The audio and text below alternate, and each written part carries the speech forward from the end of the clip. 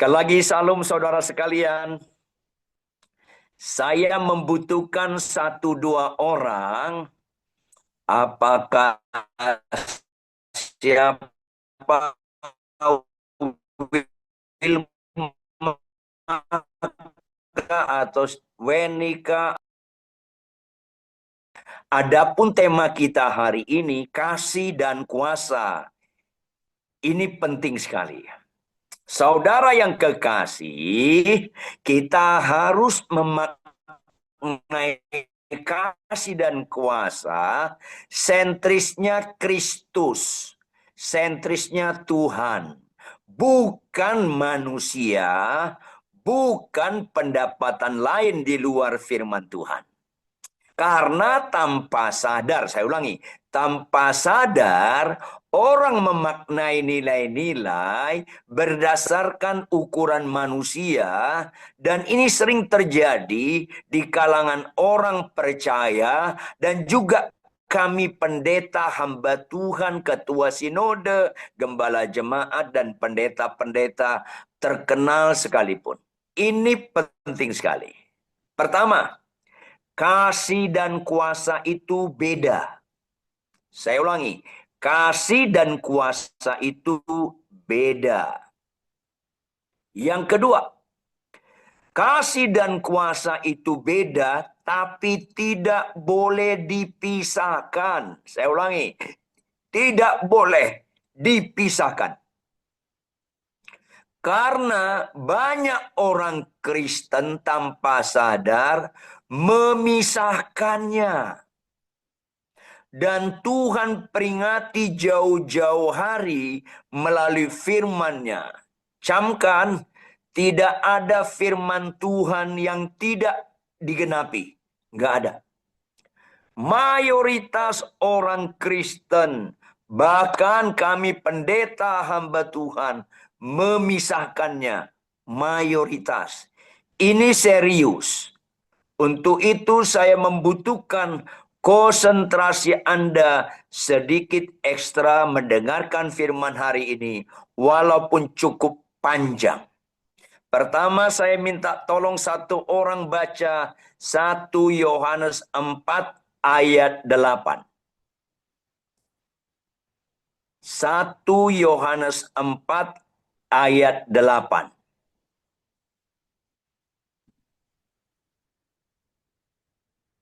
Ya, 1 Yohanes 4 ayat Silakan. 8. Ya, Weni. Barang siapa tidak mengasihi, ia tidak mengenal Allah, sebab Allah adalah kasih. Catat baik-baik Bapak Ibu Saudara. Ini ayat menentukan. Tidak jamin orang banyak jadwal khotbahnya itu membuktikan dia mengenal Allah. Tidak. Jangan lupa. Banyak jadwal khotbah bagus, pendeta terkenal, doktor teologi, rektor sekolah teologi, itu tidak menentukan mengenal Allah. Catat baik-baik. Alkitab tegas sekali, nggak boleh gagal fokus. Barang siapa tidak mengasihi, absolut tidak mengenal Allah. Camkan hal ini Bapak, Ibu, Saudara. Absolut, ini penting sekali. Kalau enggak Anda nanti keliru memaknai kekristenan. Kalau kita tidak mengasihi, absolut tidak mengenal Allah. Sebab Allah adalah kasih. Allah itu identik dengan kasih. Jadi jangan kejebak yang lain. Kalau ada perkawinan kita banyak konflik, jangan pernah korbankan kita mengasihi pasangan kita sekalipun menyakitkan. Jangan. Kalau Anda sudah terintervensi, Anda kecewa, Anda benci, Anda mengatakan bahwa Anda tidak mengenal Allah absolut. Siapapun dia. absolut. Ini penting sekali.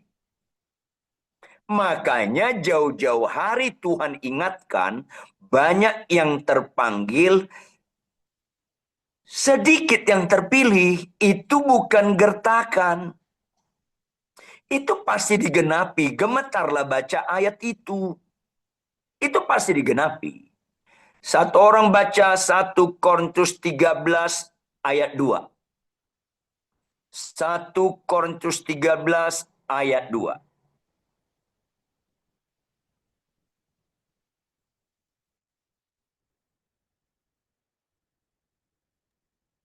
1 Korintus 13 ayat 2. Ya, Sekalipun aku mempunyai karunia untuk bernubuat, dan aku mengetahui segala rahasia dan memiliki seluruh pengetahuan, dan sekalipun aku memiliki iman yang sempurna untuk memindahkan gunung, tetapi jika aku tidak punya kasih, aku sama sekali tidak berguna. sama sekali tidak berguna. Ayat itu menjelaskan banyak kita merasa dipakai Tuhan kalau bisa bernubuat. Banyak kita merasa dipakai Tuhan kalau kita doktor teologi, memiliki seluruh pengetahuan, rahasia. Bahkan yang paling banyak kita menganggap hamba Tuhan diurapi kalau banyak mujizat-mujizat. Sesat kita. Akan sesat kita. Jangan anti nubuat. Jangan anti pengetahuan. Kita kalau dikaruniakan Tuhan sekolah teologi lah baik-baik. Jangan anti iman. Tetapi jangan lupa Bapak Ibu, tanpa kasih semua itu nggak ada nilainya. Semua itu tidak ada nilainya. Yang menentukan adalah kasih. Ini penting sekali. Kristen tidak identik dengan kesembuhan. Kristen tidak identik dengan bahasa roh. Tidak identik. Tetapi jangan ada di antara kita anti kesembuhan. Jangan anti kesembuhan. Jangan anti bahasa roh. Tapi jangan buat itu ciri utama Kristen. Ngawur dan sesat. Ciri utama Kristen mengasihi. Kalau enggak kita keliru. Ini penting sekali. Karena apa? Satu orang baca pasal yang sama, 1 Korintus 13 ayat 8. 1 Korintus 13 ayat 8. 1 Korintus 13 ayat 8. Kasih tidak Ya, berkesudahan, tetapi nubuat akan berakhir. Bahasa lidah akan berhenti, pengetahuan akan lenyap. yes, hanya kasih yang kekal. Hanya kasih. Yang lain-lain itu sementara di bumi. Korbankan kasih apapun permasalahan hidup kita. Ini penting. Berikutnya satu orang buka Kejadian 1 ayat 26 sampai 27. Ke 26 sampai 27. Silakan. Berfirmanlah Allah, Ya. baiklah kita menjadikan manusia menurut gambar dan rupa kita, supaya mereka berkuasa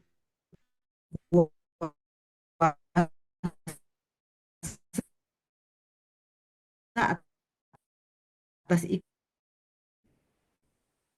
ikan-ikan di laut dan burung-burung di udara. Diciptakannya dia, laki-laki dan perempuan diciptakannya mereka. Yuk arahnya.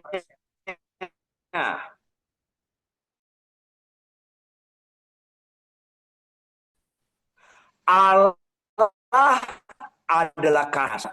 Menurut gambar dan rupa Allah, maka manusia itu makhluk kasih. Catat baik-baik. Kalau kita nggak menyimpulkan orang percaya benar itu tidak dikasih, keliru absolut. Allah adalah kasih, dia ciptakan kita menurut gambar dan rupanya. Perhatikan ayat 26.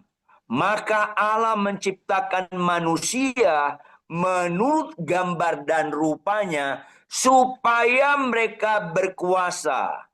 Kuasa itu akibat kasih. Catat baik-baik. Kalau kuasa tidak dari dasarnya kasih, itu ngawur, ngawur, dan ngawur. Catat baik-baik. Jadi kasih dulu baru berdampak ada kuasa. Sekarang kita pendeta hamba Tuhan merasa hebat punya kuasa. Kuasa khotbah bagus, kuasa mendoakan orang lumpuh berjalan, kuasa mendoakan orang mayat bangkit. Tapi nggak ada kasih. Selesai. Ini penting. Kuasa itu akibat dari kasih. Allah itu hakikatnya kasih. Makanya dia punya kuasa dan kuasanya absolut benar, sedikit pun tanpa salah. Ini penting sekali. Nah, manusia itu diciptakan segambar dengan Allah. Manusia itu makhluk kasih. Dalam garis makhluk kasih, dia baru bisa berkuasa. Yang terjadi sekarang terbalik. Ini mengerikan. Satu orang buka Yohanes 14 ayat 15. Yohanes 14 ayat 15, silakan. Yohanes 14 ayat 15. Ya, Jikalau kamu mengasihi aku, kamu akan menuruti segala perintahku. yes. Bapak, Ibu, Saudara, Tuhan bilang, jikalau engkau mengasihi aku. Makna di balik itu, kalau kau makhluk kasih, jikalau kamu mengasihi aku, kalau kau makhluk kasih, hanya satu kelihatan kita makhluk kasih, menuruti segala perintah Tuhan. Kita menuruti perintah Tuhan bukan karena hukum Taurat. Kita menurut perintah Tuhan karena kita makhluk kasih. Ini penting. Makanya jangan pernah korbankan ketaatan melakukan firman Tuhan sekalipun apapun yang terjadi, mati sekalipun. Jangan korbankan ketaatan menuruti perintah Tuhan. Ini serius, tersirat di balik iman tanpa perbuatan. Perbuatan itu melakukan perintah Tuhan. Iman tanpa perbuatan, iman tanpa kasih, hakikatnya mati. Ini penting sekali. Ini penting sekali. Maka bukti kita adalah makhluk kasih, kita harus fokus pada perintah Tuhan. Bapak Ibu jangan lupa, Alkitab kita ini dibagi banyak bagian. Alkitab kita ini dibagi banyak bagian. Tergantung dari aspek mana kita mau lihat. Tetapi secara etika praktis sehari-hari, Alkitab kita dibagi dua bagian. Alkitab kita dibagi dua bagian. Bukan perjanjian lama, perjanjian baru, itu satu kesatuan. Tetapi perintah dan janji. Catat baik-baik. Perintah dan janji. Cari dahulu kerajaan Allah dan kebenarannya. Itu perintah. Maka semuanya ditambahkan kepadamu. Itu janji. Mana yang disukai jemaat? Dan banyak kami hamba Tuhan pendeta, sukanya janji. Rusak Kristen seperti ini. Ditambah lagi, berimanlah pada janji Tuhan. makin nggak ngerti Kristen orang seperti ini. Beriman itu pada perintah Tuhan.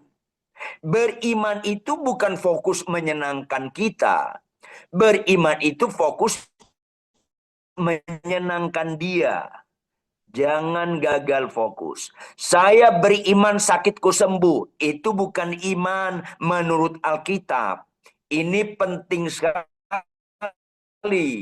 supaya kita belajar memaknai kasih, memaknai kuasa. Ini penting. Maka Bapak Ibu, kalau bapak-bapak, hai suami kasihlah istrimu, kita mengasihi istri kita, nggak ada kaitannya dengan kelakuan istri. Prosesnya nggak bisa instan memang. Prosesnya itu di maut bertahun-tahun. Pokoknya jangan korbankan mengasihi istri bagaimanapun kelakuan istri kita. Hai istri, tunduklah pada suami. Anda tunduk pada suami nggak ada kaitan dengan kelakuan suami. Jangan pura-pura nggak dengar. Anda tunduk pada suami karena Anda mengasihi Tuhan. Ini penting. Makanya dari awal Adam dan Hawa, bukan hanya Adam ya, tetapi Adam dan Hawa diciptakan segambar dengan Allah. Supaya mereka berkuasa. Maka mereka harus mengaktualisasi diri dengan taat, fokus pada perintah Tuhan. Perhatikan Kejadian 2 ayat 16 sampai 17. Satu orang bacakan buat kita. Kejadian 2 ayat 16 sampai 17.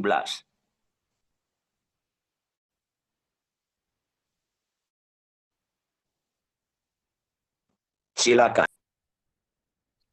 Lalu Tuhan Allah memberi perintah ini kepada manusia. Semua pohon dalam taman ini boleh kau makan buahnya dengan bebas.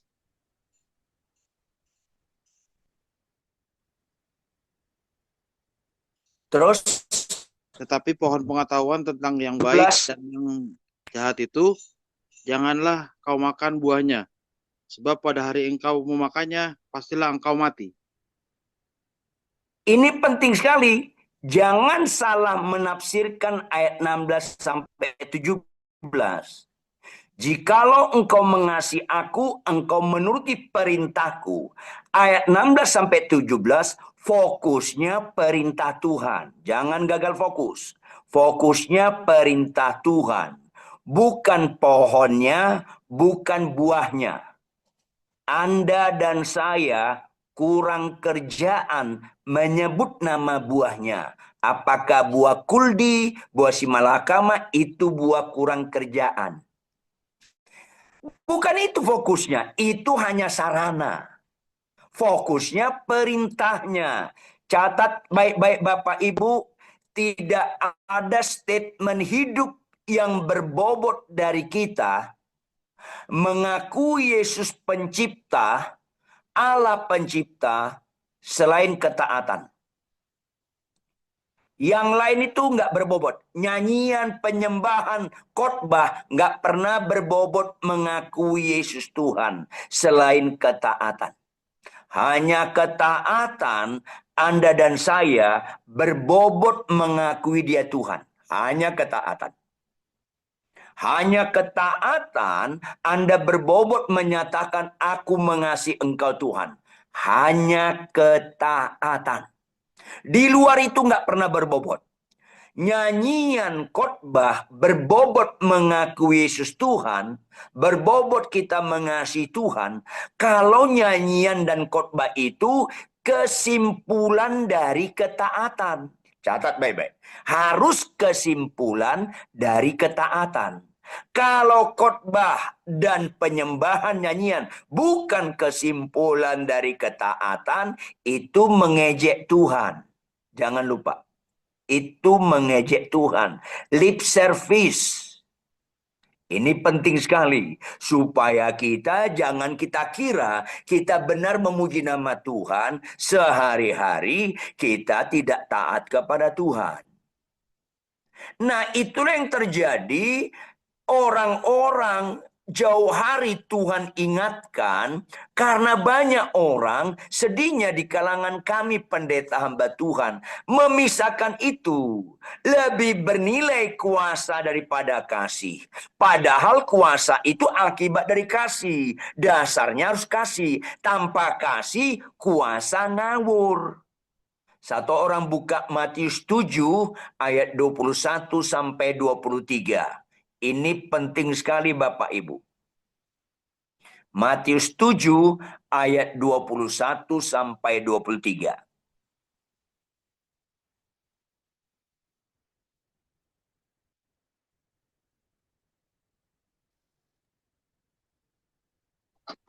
Yuk silakan. Baik, saya bacakan. Bukan Silakan, setiap silakan. orang yang berseru, bukan setiap Kepada- orang yang berseru kepadaku, Tuhan, Tuhan, akan masuk ke dalam kerajaan sorga, melainkan dia yang melakukan kehendak Bapa-Ku yang di sorga. Pada hari terakhir banyak orang akan berseru kepadaku, Tuhan, Tuhan, bukankah kami bernubuat demi Bernubuat. namamu dan mengusir setan demi namamu dan mengadakan banyak mujizat demi namamu juga? Pada waktu itu aku akan berseru, akan berterus terang kepada mereka dan berkata, aku tidak pernah mengenal kamu, nyahlah daripadaku, kamu sekalian pembuat kejahatan. Ini penting sekali Bapak Ibu Saudara. Samakan persepsi, ayat ini bobotnya bukan gertakan. Saya ulangi, ayat ini bobotnya bukan gertakan. Ayat ini pasti digenapi. Ayolah. Itu kalau kita baca ayat 21 Bapak Ibu, bukan setiap orang berseru kepadaku Tuhan, Tuhan akan masuk dalam kerajaan surga. Berseru artinya bisa dengan doa, bisa dengan khotbah, bisa dengan pujian penyembahan, bisa dengan mujizat-mujizat, bisa dengan berseru dan mengusir setan. Bukan. Ayat B-nya. Melainkan mereka yang melakukan kehendak Bapa di surga. Karena pelaku firman, ketaatan adalah satu-satunya statement hidup yang berbobot mengakui Yesus Tuhan, pencipta, penebus. Hanya ketika taat. Bapak Ibu, saya ulangi, jangan korbankan ketaatan apapun permasalahan hidupmu. Catat baik-baik. Ayat 22, perhatikan bahasa aslinya. Pada zaman akhir, banyak orang. Bapak Ibu tahu nggak bahasa Yunani banyak? Bukan sekedar banyak. Bahasa aslinya mayoritas. Gemetar kita baca ini. Gemetar baca ayat ini. Karena ini bukan gertakan. Ini pasti digenapi. Mayoritas. Percaya kuasa. Bukankah kami bernubuat? Kuasa bernubuat. Bukan kami mengusir setan? Kuasa ngusir setan. Bukankah kami melakukan banyak mujizat? Itu menunjukkan nubuatnya terjadi, ngusir setannya terjadi, banyak mujizatnya terjadi. Tetapi lalai, mereka tidak melakukan kehendak Bapa di surga. Padahal bukti kita berbobot, kita harus mengasihi. Mulai kasih Allahmu dengan segenap, dengan segenap, dengan segenap. Caranya fokus perintah Tuhan, pelaku firman. Kalau nggak pelaku firman, khotbah-khotbah, mujizat-mujizat, nubuat-nubuat, biarpun terjadi, sekalipun terjadi, itu kejahatan di mata Tuhan. Ayo dong. Samakan persepsi kita dengan pikiran Allah yang tertulis dalam Alkitab. Firman itu isi hati Allah. Malah Tuhan bilang, aku tidak kenal engkau. Enyah kamu sekalian pembuat kejahatan. Rupanya bernubuat, ngusir setan, melakukan banyak mujizat tanpa pelaku firman, itu kejahatan. Jangan merasa dipakai Tuhan khotbah bagus, tapi nggak pelaku firman. Jangan merasa dipakai Tuhan bisa bernubuat, ngusir setan, mujizat-mujizat, tetapi nggak pelaku firman. Ini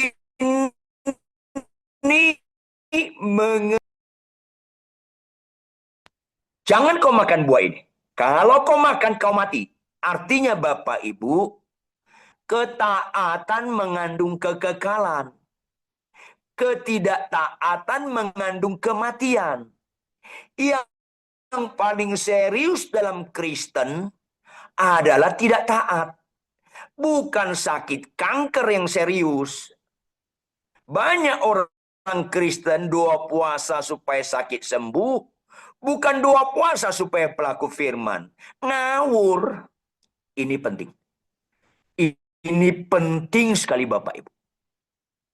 Bagi orang percaya, nggak membutuhkan lagi terus kesembuhan-kesembuhan. Nggak membutuhkan. Bagi orang percaya, boleh itu dipakai untuk kita ketika memberitakan Injil bagi orang nggak percaya. Kita alamatkan kepada orang nggak percaya kesembuhan itu. Bukan bagi kita lagi. Kita nggak penting. Itu yang saya ingatkan beberapa kali, nggak tahu di teman-teman PDPK pernah nggak? Saudara, Anda niat nggak hidup selama-lamanya di bumi? Kan enggak kan? Niat masuk surga nggak? Ya niat matilah, jangan sembuh melulu. Kapan matinya? Kalau Anda naik pesawat ke Manado, maunya pesawatnya on time atau delay? Kan maunya on time. Kalau delay kan kesel. Delay 2 kali, makin kesel. Jujurlah, delay 3 kali.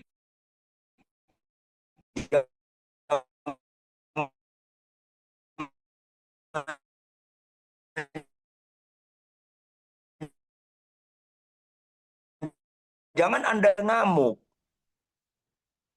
Mana lebih bagus? Kalau kalian dipanggil ke surga sekarang ini, delay pesisat, ada. Karena nggak fokus pada kasih dan kuasa dengan sehat. Ini Kristen bahaya sekali. Apalagi ukurannya umur panjang. Saudara, jangan alergi dengan umur panjang. Tapi itu bukan fokus Kristen karena itu kuantitas. Buktinya, Kristen itu pengikut Kristus. Kristus yang kita ikuti, matinya umur 33 something. Jauh lebih muda daripada Anda semua. Jangan pura-pura nggak nyambung. Jauh lebih muda. Jadi bukan soal umur panjang, umur pendek. Tapi kita taat atau tidak. Itulah sejak semula Tuhan mengendaki kita taat. Satu orang baca Filipi 2 ayat 5-8. Filipi 2 ayat 5-8.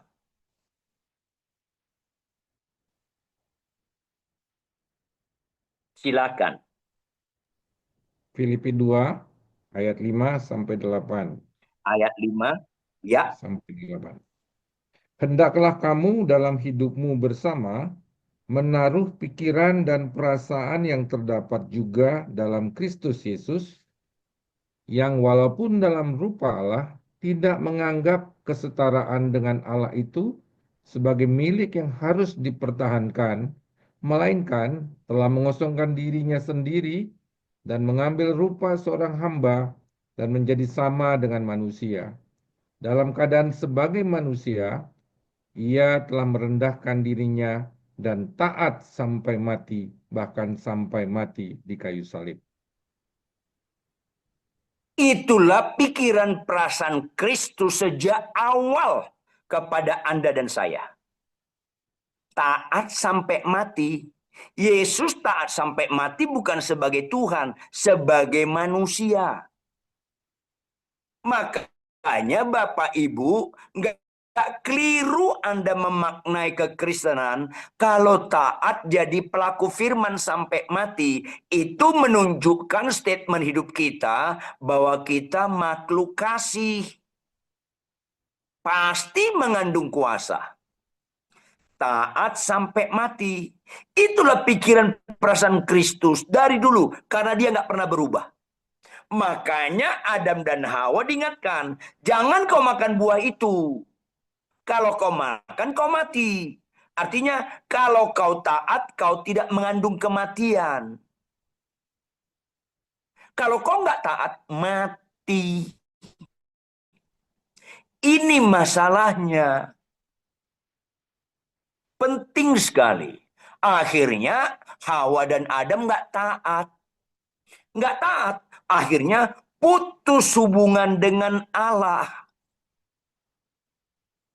Tidak ada kejadian dalam hidup saudara dan saya yang mampu membuat putus hubungan dengan Allah selain ketidaktaatan. Itulah dosa. Jangan terjemahkan dosa kepada yang lain. Nggak taat, udah itu dosa. Bapak-bapak nggak taat mengasihi istri, itu dosa. Istri nggak tunduk pada suami, itu dosa. Bapak ibu kalau punya orang tua, nggak menghormati orang tua, itu dosa. Anda tidak mengasihi orang lain termasuk menantu Anda sekalipun bagaimanapun kelakuannya sehingga Anda korbankan mengasihi dia. Itu dosa. Ini Kristen yang harus mengerti apa arti kasih dan kuasa. Maka Bapak Ibu, saya usahakan persingkat. Semua orang telah berbuat dosa dan telah kehilangan kemuliaan Allah. Maka dosa membuat hilang kasih.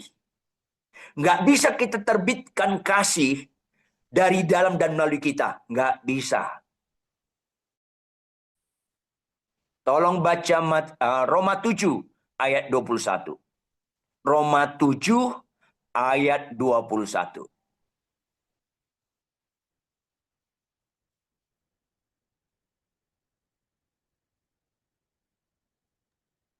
Roma 7 Silakan. ayat 21. Demikianlah Ya. aku dapati hukum ini. Jika aku menghendaki berbuat apa yang baik, yang jahat itu ada padaku. Ya. Kita mau melakukan firman, tetap yang jahat. Mau melakukan firman, tetap yang jahat. Ini penting sekali. Makanya Allah dengan kasih setia yang tidak berkesudahan, tidak bisa menyangkal dirinya, dia tetap mengasihi manusia berdosa. Buka 1 orang Ibrani 9 ayat 22. Ibrani 9 ayat 22. Ibrani 9 ayat 22. Dan hampir segala sesuatu Ya. disucikan menurut hukum Taurat dengan darah, dan tanpa penumpahan darah tidak ada pengampunan. Dari 9 ayat Absolut. 22. Tanpa penumpahan darah tidak ada pengampunan dosa. Absolut. Mengapa penumpahan darah? Satu orang buka Imamat 17 ayat 11.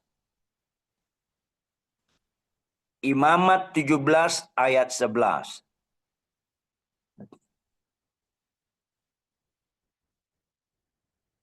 Ya, silakan.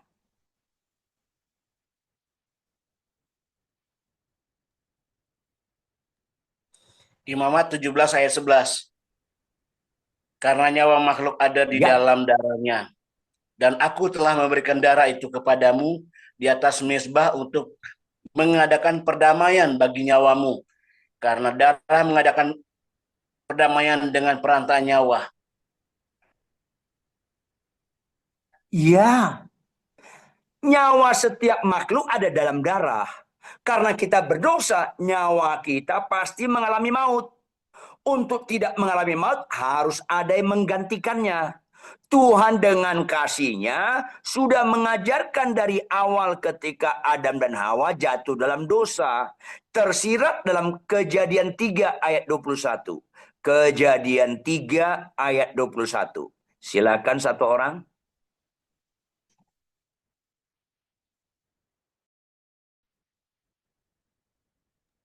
Kejadian 3 ayat 21, dan Tuhan Allah membuat pakaian dari kulit binatang untuk manusia dan untuk istrinya itu, lalu mengenakannya kepada mereka.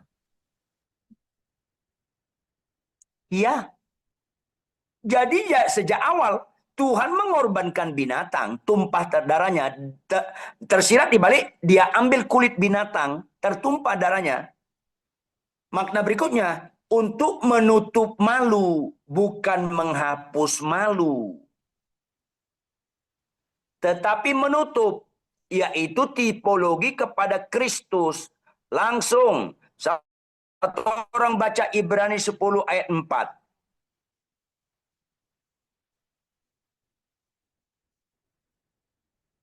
Ibrani 10 ayat 4.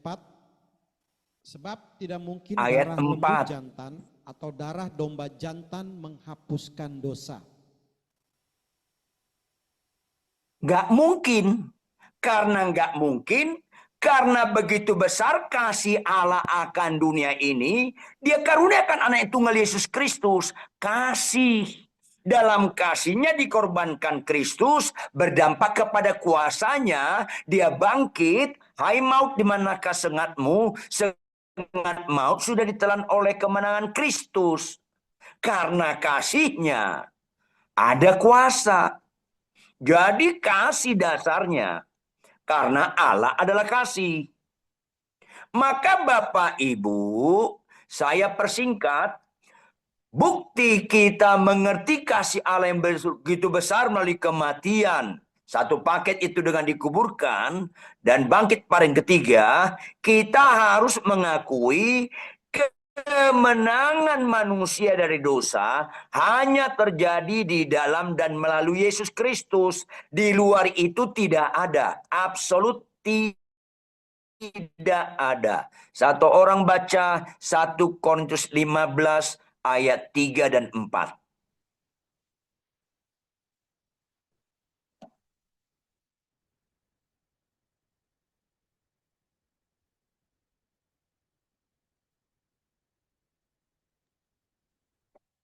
Silakan. Sebab yang sangat penting telah kusampaikan kepadamu, yaitu apa yang telah kuterima sendiri. Ialah bahwa Kristus telah mati karena dosa-dosa kita, sesuai dengan kitab suci. Bahwa ia telah dikuburkan dan bahwa ia telah dibangkitkan pada hari yang ketiga sesuai dengan kitab suci. Bahwa ia telah menampakkan diri kepada Kefas, Catat baik-baik. dan ke-12 muridnya. Ya, cukup. Nah, perhatikan baik-baik. Alkitab jarang menggunakan kalimat sangat penting. Jarang. Kalau digunakan sangat penting, itu absolut. Harus diperhatikan baik-baik.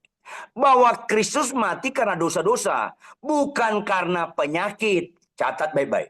Hati-hati. Anda dan saya menghina Tuhan kalau dia mati karena sakit dan penyakit kita. Bukan. Yesaya 53 bicara sakit penyakit. Kalau baca utuh itu bicara pemberontakan kita, kejahatan kita dan dosa kita. Ini penting sekali. Supaya yang sesuai dengan kitab suci, Kristus telah mati karena dosa kita. Kalau karena penyakit, Tuhan jelaskan depan murid-muridnya, 10 orang sakit kusta datang ke Tuhan Yesus, semuanya sembuh, satu yang selamat.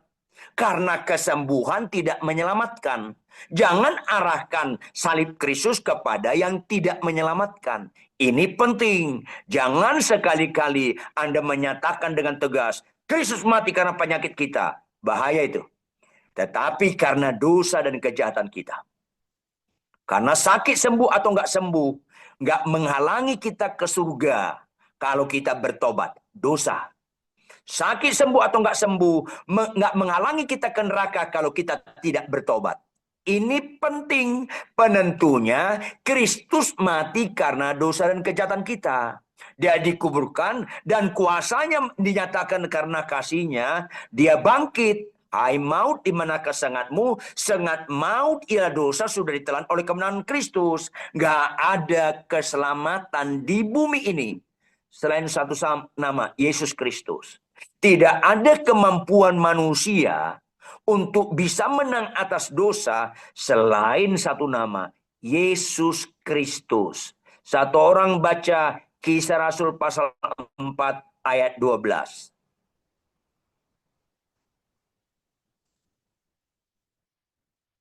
Kisah Rasul 4 ayat 12. Dan keselamatan tidak ada di dalam siapapun juga, selain di dalam Dia. Sebab di bawah kolong langit ini tidak ada nama lain yang diberikan kepada manusia, yang olehnya kita diselamatkan.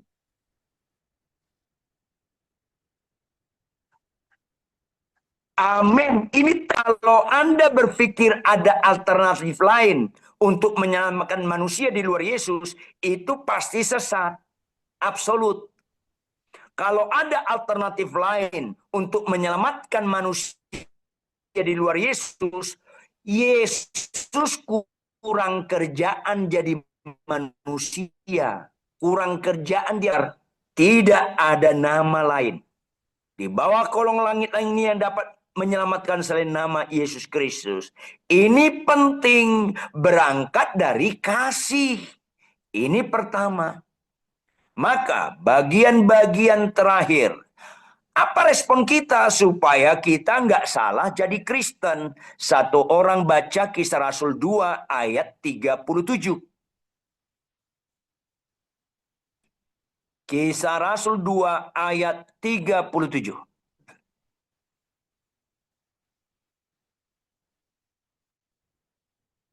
Silakan. Kisah Rasul 2 ayat 37. Ya. Ketika mereka mendengar hal itu, hati mereka tersayat. Lalu mereka bertanya kepada Petrus dan rasul-rasul yang lain, "Apa yang harus kami perbuat, saudara-saudara?" Pendeta-pendeta, hamba-hamba Tuhan harus arahkan jemaat supaya bertanya kepada Tuhan, apa yang harus kami perbuat Tuhan? Itu harus Kristen. Bukan lagi apa yang harus dia perbuat. Ada apa Kristen ini? Maafkan saya, kalau ada di gereja menekankan kata-kata, datanglah ke gereja yang sakit sembuh, datanglah ke gereja yang nggak punya anak dapat anak, yang nggak punya rumah dapat rumah, yang usahanya akan diberkati berlimpah-limpah. Itu bukan ibadah benar, itu ibadah sesat. Ibadah sejati, persembahkan tubuhmu sebagai persembahan yang hidup. Bukan nerima, tapi mempersembahkan. Apa yang harus kami perbuat? Supaya fokus kita kepada kasih, mengasihi Tuhan dengan taat. Bukan lagi apa yang harus kau perbuat Tuhan. Ini harus dimuridkan jemaat yang bertobat lahir baru, supaya ngerti kasih kuasa. Supaya nggak keliru, sekarang banyak orang lebih fokus kesembuhan daripada pelaku firman. Sesat.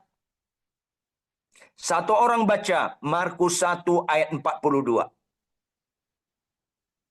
Markus 1 ayat 42.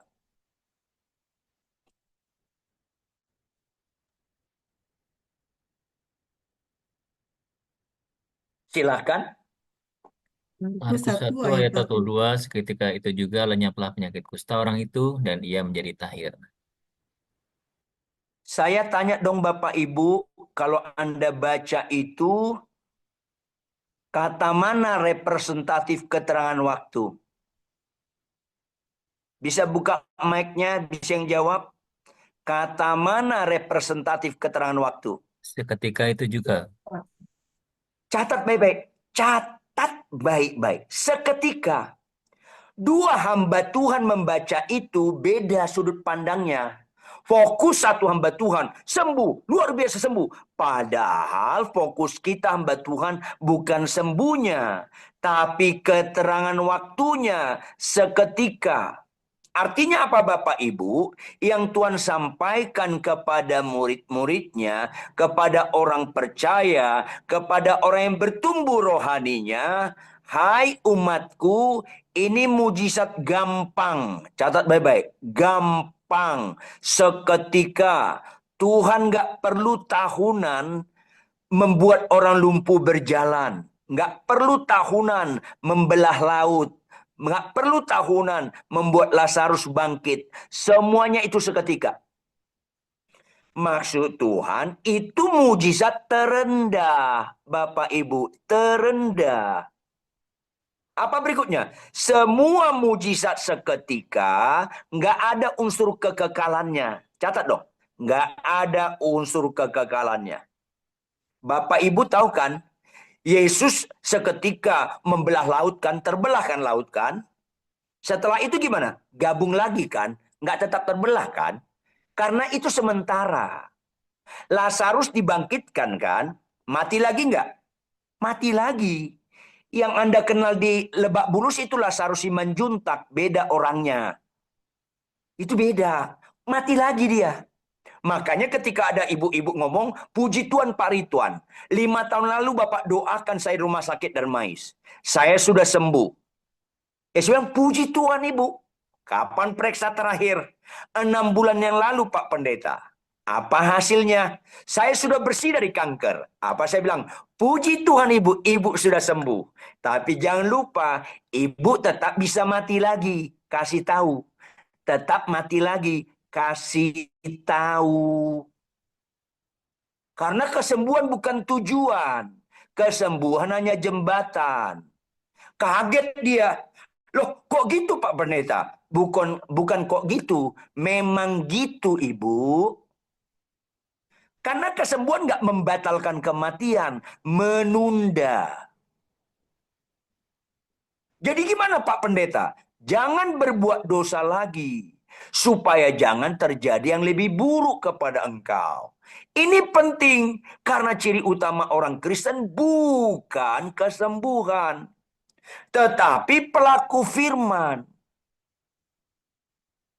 Jikalau engkau mengasihi aku, engkau menuruti segala perintahku.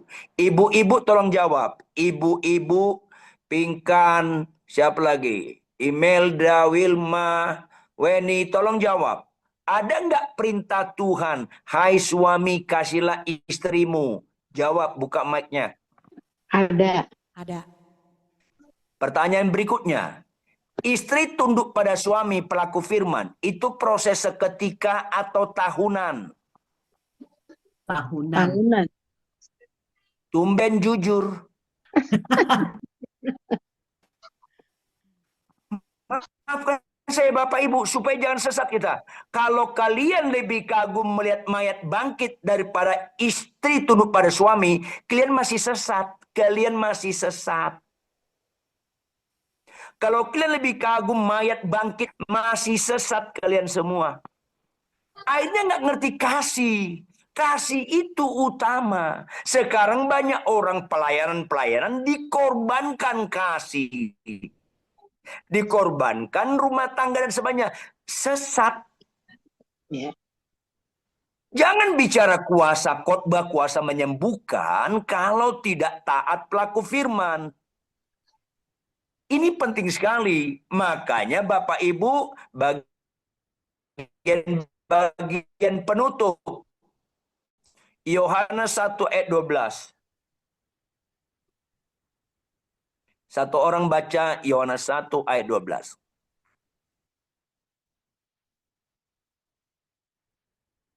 Silakan.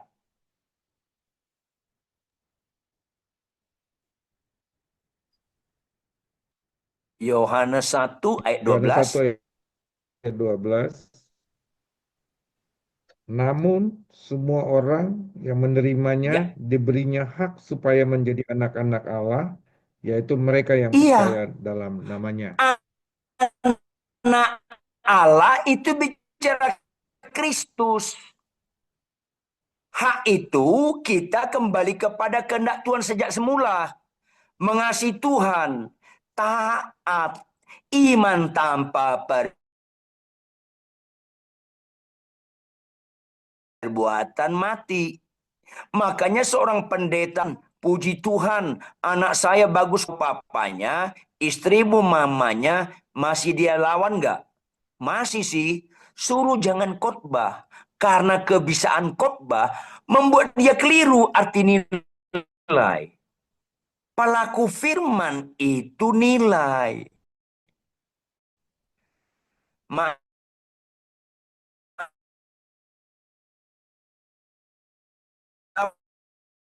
menyebabkan saya sampai mati. Mati Anda nggak bisa mengasihi, masalah besar. Jangan lagi kita jujur. Daripada rendah hati. Makanya Tuhan ajarkan. Dosa itu tidak taat. Makanya nilai pertama. Jangan berpihak pada dosa.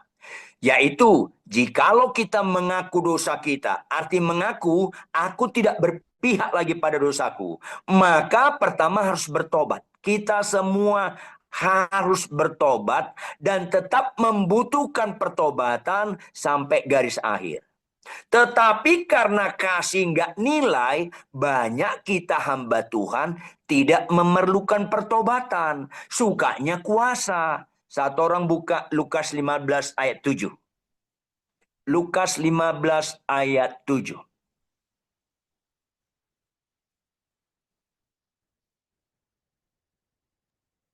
Silakan. Lukas 15 ayat 7. Aku berkata kepadamu, demikian juga akan ada sukacita di sorga karena satu orang berdosa yang bertobat lebih daripada sukacita karena 99 orang benar yang tidak bertobatan.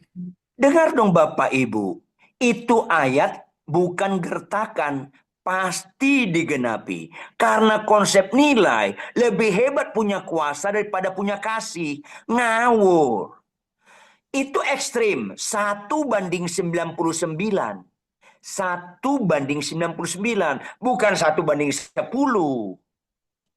Satu ini latar belakangnya orang berdosa. 99 latar belakangnya orang benar. Seharusnya orang benar ini lebih rohani. Siapa orang benar? Pendeta, pengkhotbah, dosen teologi, doktor teologi, pendeta terkenal, banyak mujizatnya, orang kaya yang suka menyumbang gereja. Dikira ini ukuran rohani, itu bagus. Tapi bukan itu ukuran rohani. Karena dibuat itu ukuran rohani, sulit bertobat. Nggak mau lagi ditegur. Paling malang hidup kita Bapak Ibu, kita nggak memerlukan pertobatan. Kita harus terus-menerus. Kadang-kadang ada dosa yang nggak kita sadari. Tiap malam selalu kita berdoa, Tuhan, kalau ada dosa yang nggak kusadari sepanjang hari ini, ampunilah aku Tuhan. Dan jangan pernah menikmati orang nggak berani menegur kita. Jangan nikmati orang nggak berani menegur kita. Bahkan sekarang banyak kami pendeta hamba Tuhan mengkondisikan. Orang nggak boleh menegur saya. Harus Tuhan. Ini kan ngeri. Kalau Tuhan langsung menegur, mati kau. Bersyukurlah orang masih menegur kita. Masih dipakai Tuhan. Mulai dalam keluarga. Maka Bapak Ibu, penutup Lukas 11 ayat 28. Satu orang. Lukas 11 ayat 28.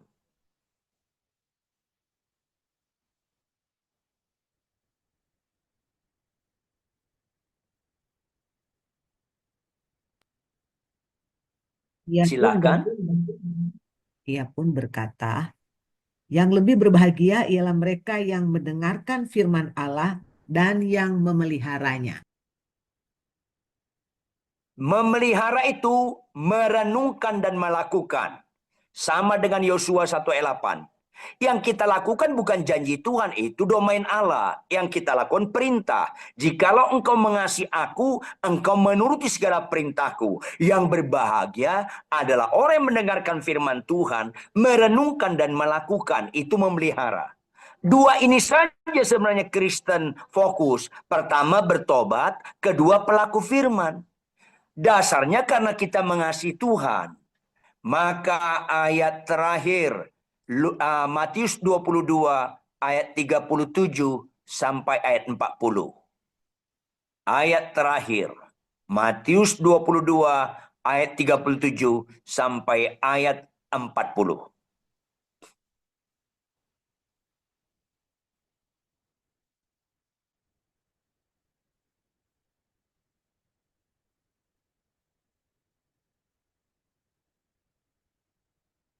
Silakan. Matius Matius 22 22 ayat ayat 37 sampai 40, jawab Yesus Ya, kepadanya, kasihilah Tuhan Allahmu dengan segenap hatimu dan dengan segenap jiwamu dan dengan segenap akal budimu. Itulah hukum yang terutama dan yang pertama. Dan hukum yang kedua yang sama dengan itu ialah kasihilah sesama manusia seperti dirimu sendiri. Pada kedua hukum inilah tergantung seluruh hukum Taurat dan kitab para nabi. pada kedua hukumlah tergantung seluruh firman. Kalau nggak begini, nggak ada kekuatan kekristenan kita. Kita mengasihi karena Allah lebih dahulu mengasihi kita. Kita mengasihi Allah, kita taat perintahnya, itu nggak bisa seketika. Mau diproses. Ini penting. Gagal ulangi. Gagal ulangi. Jangan pernah menyerah. Jangan pernah korbankan ketaatan sekalipun walaupun apapun yang terjadi. Itu fokus. Setelah itu kalau ada kuasa kita diperkenankan Tuhan, khotbah bagus, orang bertobat. Karena kita teosentris mengasihi Allah, kita nggak berani mencuri kemuliaan nama Tuhan. Karena kan kita ingatkan mereka, ini karena Tuhan, jangan kagumi saya. Saya nggak pernah bisa menyembuhkan. Maka indah sekali kekristenan kita dikendalikan segala sesuatu dari Dia, oleh Dia. Kita kembalikan kepada Dia. Bagi Dialah kemuliaan sampai selama-lamanya. Hiduplah dalam kasih Allah sehingga kita dapat mengasihi Allah. Ketika ada karunia-karunia roh, kita arahkan itu untuk kemuliaan nama Tuhan. Sekali-kali nggak ada saham kita, nggak ada peran kita membuat orang bertobat, membuat orang sakit sembuh. Soli Deo Gloria, hanya kepada Dia kemuliaan sampai selama-lamanya. Taatilah karena kita sudah selamat, maka buah keselamatan adalah pelaku-pelaku firman. Tuhan Yesus memberkati kita, hidup dalam kasih kuasa Tuhan. Tuhan dipermuliakan. Amin. Ku sembah Engkau Yesus, hanya Engkau